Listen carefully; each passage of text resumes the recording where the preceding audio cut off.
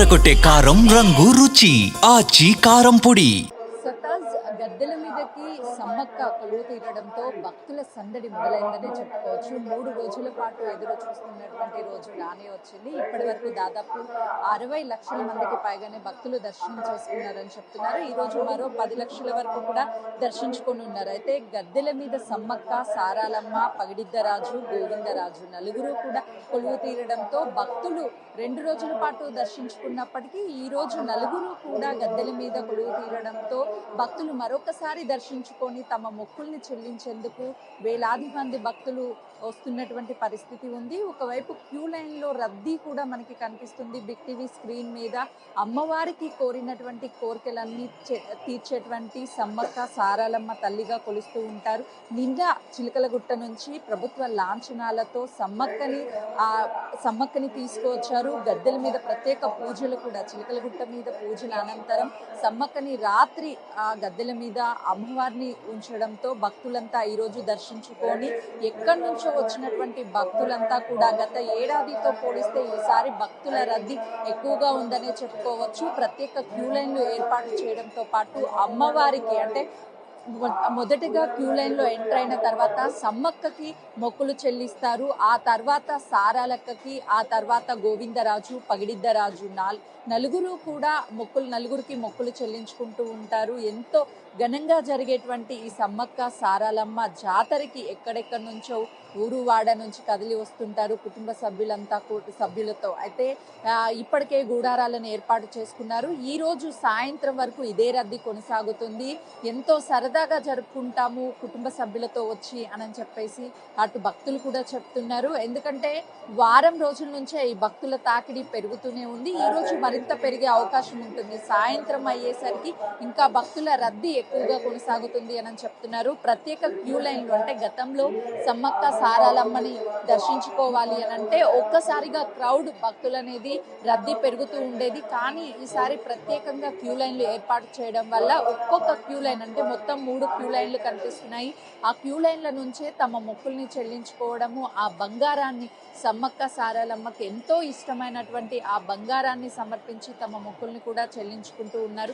ఏ కోరిక కోరినా సరే సమ్మక్క సారాలమ్మ తీర్చే తల్లిగా అటు భక్తులు భావిస్తూ ఉంటారు. ఎప్పటి నుంచో ఆనవాయితీగా వస్తున్నటువంటి ఈ బంగారాన్ని అమ్మవారు ఖరీదైనటువంటి కానుకలు ఏమీ కూడా కోరుకోదు. కేవలము బంగారం అంటే బెల్లం బంగారంగా చెప్తూ ఉంటారు. అమ్మవారికి ఆ సమర్పించిన తర్వాత ఏ కోరిక కోరినా సరే ఆ తల్లి చల్లని చూపు భక్తుల మీద ఉంటుంది అనని ప్రగాఢ నమ్మకము. ఇది ఎన్నో ఏళ్ల నుంచి వస్తున్నటువంటి ఆనవాయితీగా కూడా భక్తులు చెప్తున్నారు. అయితే ఈసారి కుటుంబ సభ్యులతో వచ్చినటువంటి వాళ్ళకి, చిన్న పిల్లలకి ప్రత్యేక క్యూ లైన్లు ఏర్పాటు చేయడం వల్ల ఎవరికి ఎలాంటి ఇబ్బందులు లేవు. సమ్మక్క సారాలమ్మ తల్లి అంటే అన్ని ఆలయాల్లాగా పెద్ద పెద్ద గుళ్ళు గోపురాలు విగ్రహాలు ఉండవు. ఎంతో న్యాచురాలిటీగా అంటే సాధారణంగా గద్దెల రూపంలోనే అమ్మవారు అందరికీ దర్శనమిస్తూ ఉంటారు. ఆ అమ్మవారిని దర్శించుకున్న తర్వాత ఈ రోజు సాయంత్రం దర్శనాలు కూడా అయిపోయే అవకాశం ఉంటుంది. రేపు కొంతమేరకు రద్దీ కూడా తగ్గుతుంది.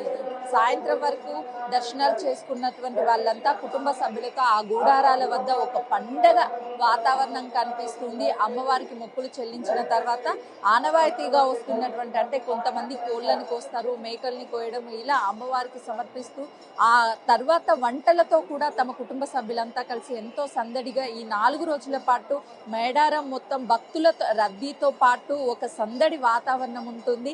మేడారం అంటే జాతరకి ముందు చాలా ఖాళీగా కనిపిస్తుంది. కానీ జాతర మొదలవుతుంది అన్నటువంటి టైంలో భక్తుల తాకిడి రోజు రోజుకి పెరుగుతూనే ఉందని చెప్పుకోవచ్చు.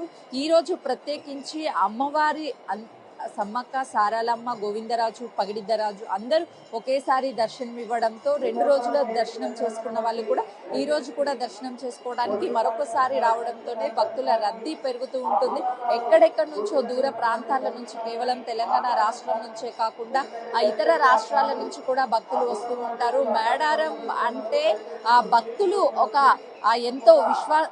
ఎంతో నమ్మకంగా అమ్మవారి ఏ కోరిక భక్తితో ఎంతో మంది ఇక్కడికి వచ్చి తమ మొక్కుల్ని చెల్లిస్తూ ఉంటారు. ప్రతి 2 సంవత్సరాలకు ఒకసారి జరిగేటువంటి ఈ మేడారం జాతరకి భక్తుల రద్దీ ఈసారి ఎక్కువగా పెరిగిందనే చెప్పుకోవచ్చు. ప్రభుత్వం కూడా అన్ని రకాల ఏర్పాట్లు చేసింది. గతంలో ఆ మేడారం జాతరకి వచ్చినటువంటి భక్తులకి దర్శనం చేసుకోవాలంటే గంటల తరబడి టైం పట్టేది. కానీ ఈసారి ప్రత్యేక క్యూ లైన్లు ఏర్పాటు చేయడం వల్ల క్యూ లైన్లు కూడా వెంటనే కదులుతూనే ఉన్నాయి. అవి బిగ్ టీవీ స్క్రీన్ మీద చూడొచ్చు. కేవలం 15 నిమిషాల్లోనే భక్తులకి దర్శనం కావడంతో సంతోషాన్ని వ్యక్తం చేస్తున్నారు. గద్దెల లోపలికి తమ తెచ్చినటువంటి బంగారం అంటే సమర్పించేటువంటి టైంలో కూడా అక్కడ స్పెషల్ టీం ఆ బంగారాన్ని తీసుకోవడము, అమ్మవారికి సమర్పించడం, ఎవరైనా సరే కుంకుమ సార తీసుకొచ్చినటువంటి భక్తుల దగ్గర నుంచి కూడా ప్రత్యేక టీంని ఏర్పాటు చేశారు. అక్కడే అమ్మవారికి సమర్పించేటువంటి ప్రతి కానుకలను కూడా వాళ్ళు తీసుకొని అమ్మవారికి అక్కడ సమర్పిస్తున్నటువంటి